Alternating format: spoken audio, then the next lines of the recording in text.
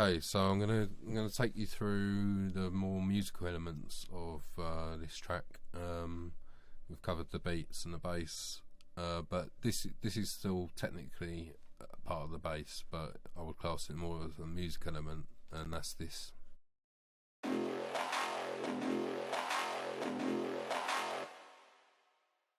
I was actually quite pleased with that, not through any skill, just through luck really. In that I took a section of the main bass from the main drop and I looped it. I'll play it to you now how it would sound normally.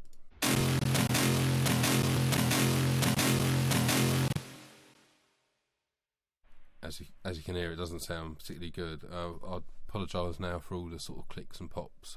Unfortunately, my computer, it doesn't normally do this, but because I'm doing screen capture at the same time, it's obviously causing a couple of problems. But that's just going. This is then going through this blur, which we touched on earlier, and what's kind of making the difference with this sound is this filter that I put in. This is one of the Bitwig filters. Let's just swap those back. And it's just got this automation where I'm automating the frequency basically. So you can see it's adjusting the bandpass by that amount, and that's what kind of gives it the sound. It's going through probably a low cut here, and that's about it for that one. So you're moving on to the next bit, which will be these analog strings that are using the sort of second or first breakdown, second breakdown, whatever you want to call it.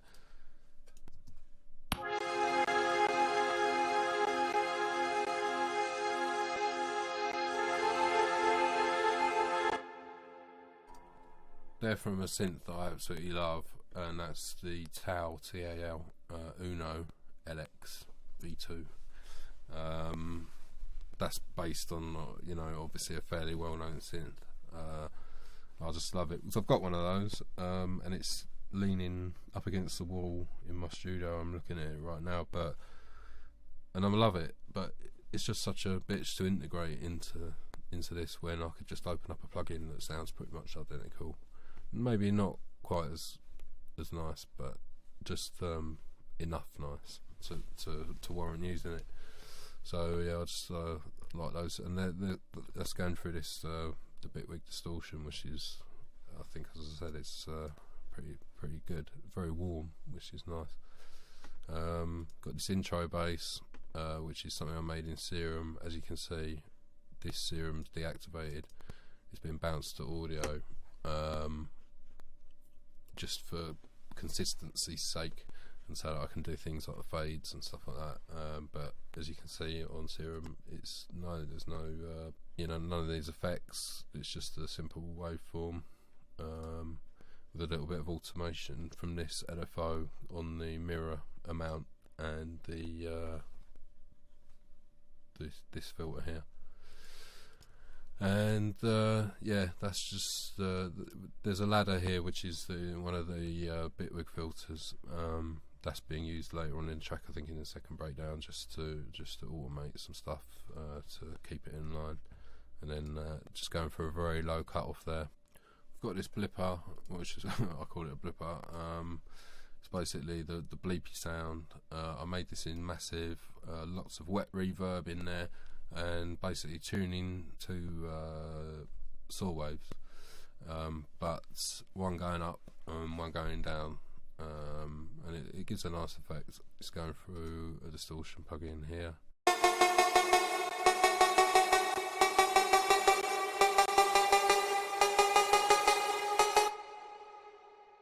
This hit is from Serum again.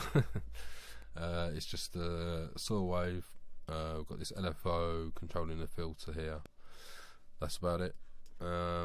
That's it there. Nice sound, I think. Works well on the drop. That is then going through the Fab filter EQ. Nice EQ. This probably pretty much the only one I use, apart from some of the other ones for colour, but certainly for all your more utility type EQing, this is the one. So, quite a bit going on here, a lot of boosting of tops just to bring the sound out, and then this is going through the Bitwig compressor, which again, as I said in my video earlier, I think does good job as any of them. One of the things I really love to do in my tracks is things called, I call them runners, which are basically looped elements which run throughout the track. They might run in the intro, they might run on the drop, but they're there to kind of like provide a consistency and a kind of energy. I think it works really well. So yeah, this is an example of one here.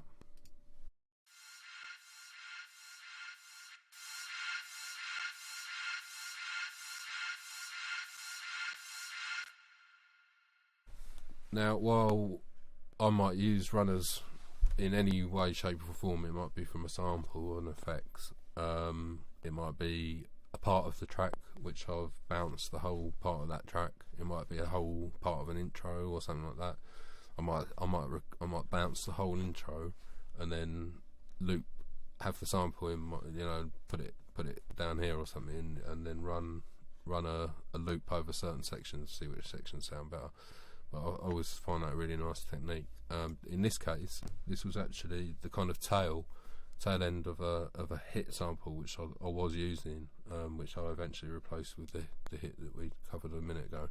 It's kind of got a horny quality, not in that way, as in brass.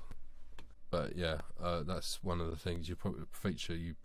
You'll probably well, I've probably done in most of my tracks, and I probably will continue to do, because it's one I really like doing.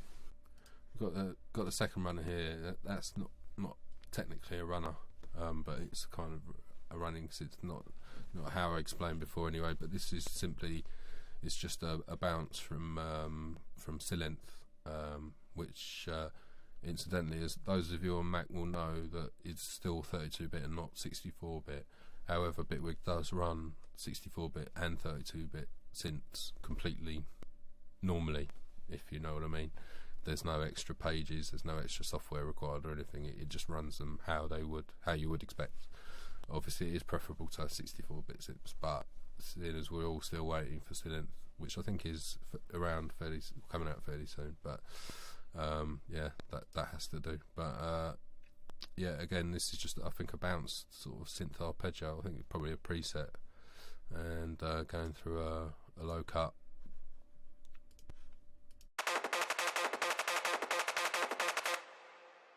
You may not have heard that in the track, but if it wasn't there, you kind of lose that little bit of energy. A similar situation here.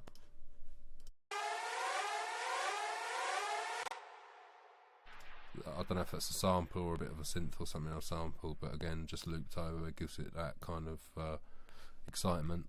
Fairly drastic low cut and high cut there. This effect, I'm not even going to say anything about this. That's it. Alright, well, hang on, there's a bit of EQ and a delay, but otherwise pretty uninteresting. This Siren I was really pleased with.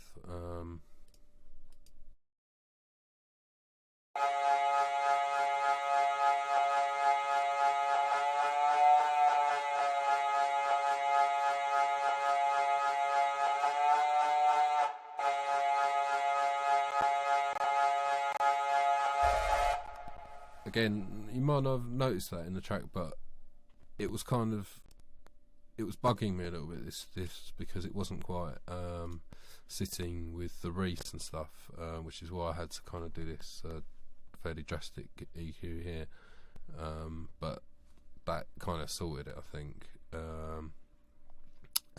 but it just works really nicely with the reese. Gives it a good vibe, and that's obviously something I made in synth. Kind of droney sound, bit of distortion and blur. It kind of reminded me of a sound in one of the Prodigy's tracks. I always really like that sound, so I was quite pleased when I sort of stumbled across that.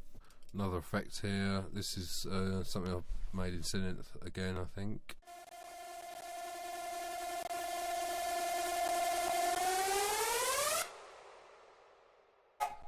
Yep, boom. Standard.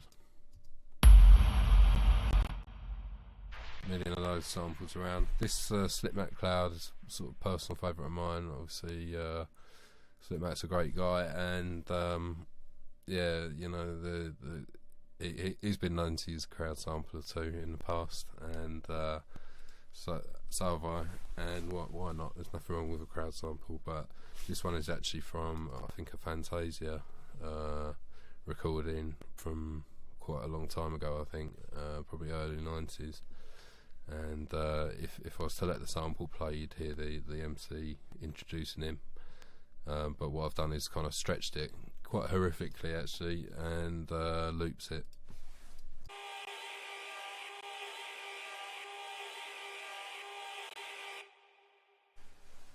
And that's just going through the EQ there.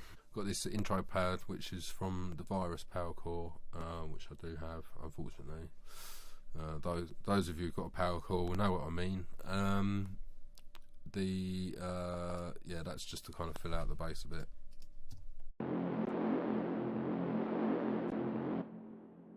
But what you'll notice, if I've got the exact same bandpass filter as I did have on this intro bass here, and basically I just dragged that and copied it onto this channel, and not only that, but it automatically copied the automation as well, which that's just brilliant. Bit of an EQ there again, avoiding stuff there, all the vocals, which is a little rap sample. Not actually anything going on these channels at all. That's the reason is because I just want to have the raw audio there. I don't want to have any plugins. So I'm going to send those to their own bus, which is down here, which is the Vox out, and I've actually muted it at a certain point, just to cut off the tail of any reverbs or delays over the whatever next section, to give it a kind of dry cut. But as you can see, there's quite a lot of stuff going on this bus. Got a compressor, which is the Bitwig compressor, distortion. Got this Acon digital multiplier, which is really nice, really nice. Just the Bitwig delay, which is a nice little, it's a mono delay, but there's nothing really wrong with that. Bit of EQing, and a kind of bit of brightening with this liquid air, which is, it's a nice one for giving that upper sheen. And then we've also got this Here We Go sample, which has been stretched quite a lot and EQ'd quite drastically, just to bring out certain frequencies in the mix.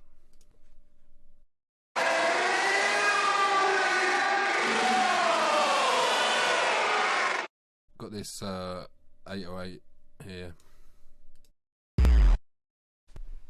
It sounds pretty terrible on its own, but it sounds good with the amen and stuff like that, because it's just dropping in and everything else is cut out for that section, so it's just that and the amen to give it the impact. And that's been actually sent to the sub out, which is our sub bus here. That's a very old sample, that is. That's in my oldest part of my sample library, which dates back probably about 20 years, so that's a vintage sample you're hearing right now. This Rise is again, I think it's a synth, made from a synth, I can't remember. I like to try and make my own effects if possible. It's just nice to have something that you've made and that, yeah, is unique, I suppose.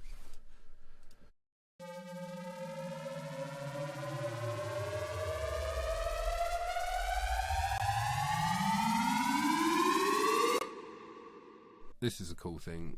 This is like it's basically a section of a popular TV show that ran for lots and lots of series and didn't reach a completely adequate conclusion, in my opinion. But saying that could be any number of TV series. But basically, yeah, I took this whole section, and I think it was for a track I was working on a while ago, and I basically kind of timed it all up and kind of got it into a little bit of a making sense time at 174. But you'll probably recognise it anyway.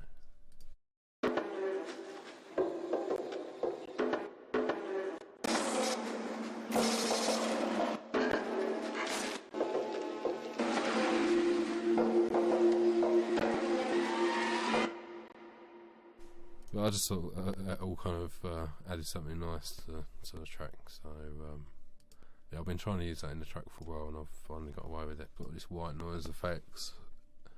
I think that was from a synth called Strobe.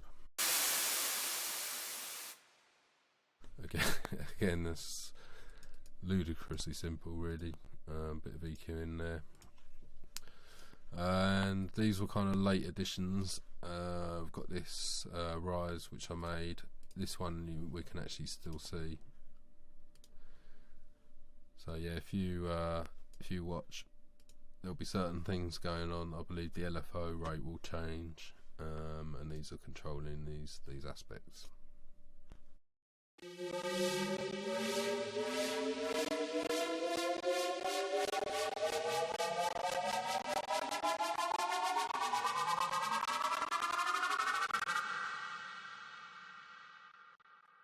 So there you go. Yeah, it's just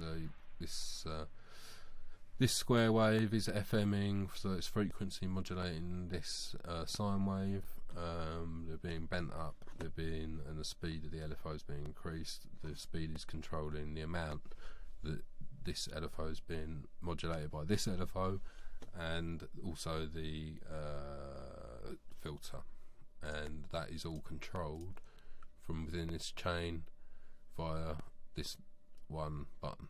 That's doing all those things. That's probably doing the pitch as well, if I think about it. And then yeah, just going through a little low cut there. This last one is from the Tau synth. I think it's something I made rather than a preset, and it's just the very basic wave, the very basic standard waveform that it gives you, going through the filters with the high resonance.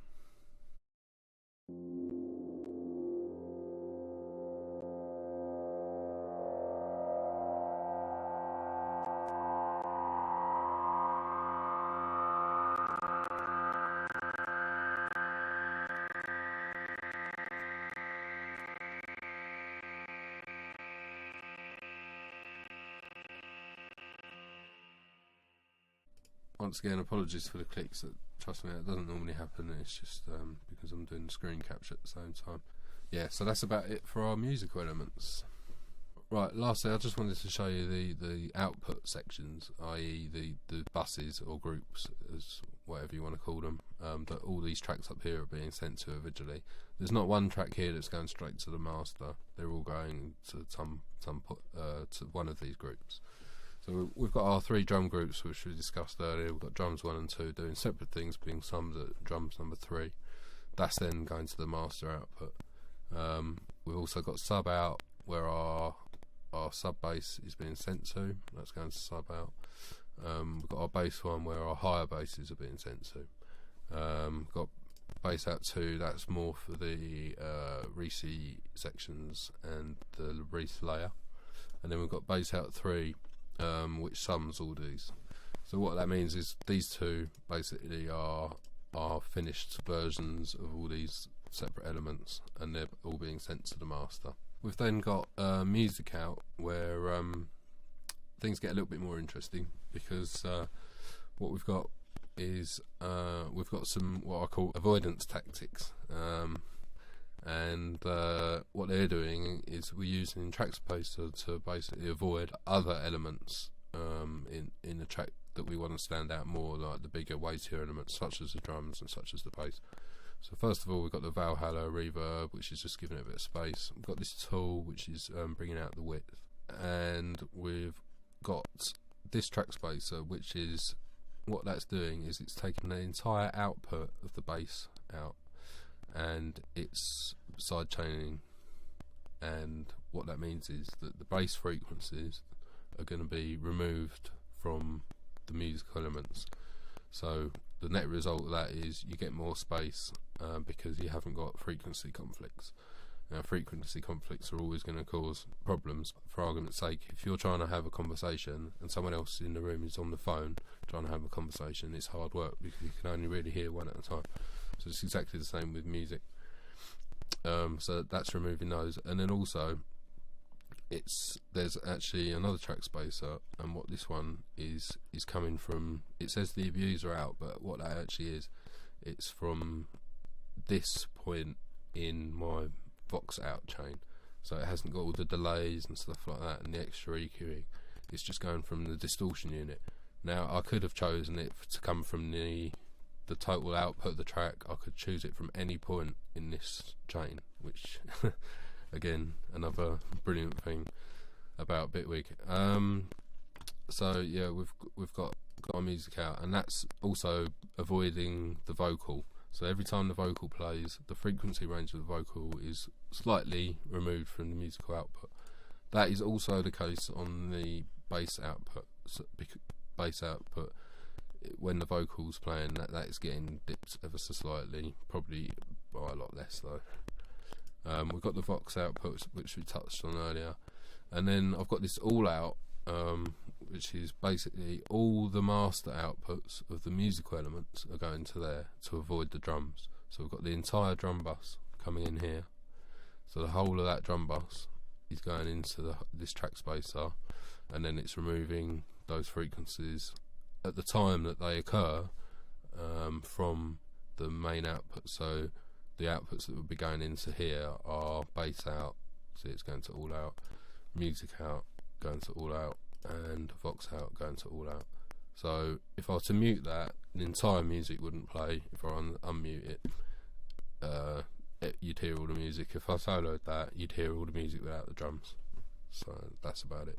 Okay, so for the master, what I'm showing you is I'm showing you actually a separate project which has got the raw unmastered version of the track, but it's going through just a normal audio channel going straight into the master here, which is going through this ozone. Now the ozone is actually turned off at the moment, but it would be on. The only reason it's turned off because if it was on, it would all be very loud. So all this is basically doing now. While I'd be working on the project, I would have this on, or I might have the T-Rex brick wall master, purely and simply because I think it's better to work in. If you're going to be using it, it's better to work into these things so you know where you're at throughout your track. But then when I do actually finish the track, what I will do is I will then take that limiter off the master, so there's absolutely nothing on the master, bounce it out raw, and then import it into a new project, and then use exactly the same settings that I've been using in my projects, perhaps with a couple of tweaks. Now, up until the point of doing this master, I was actually using the T-Rex brick wall master, but in the end I decided to go for the Ozone 6. So very simple, just got a threshold of minus 12.7, got the character on all the way down, I've got the stereo link on, and I've got the transient emphasis on 100, and that's about it. If you were to hear the track without the master, it doesn't sound great. Okay, so that's about it for the video. I think I've tried to show you pretty much everything in the track. I hope it hasn't been too painful listening to me waffle on. I realise I'm no children's TV presenter, but yeah, I hope some of the information that I've given you is of some use, and it can be useful for you in your tracks. So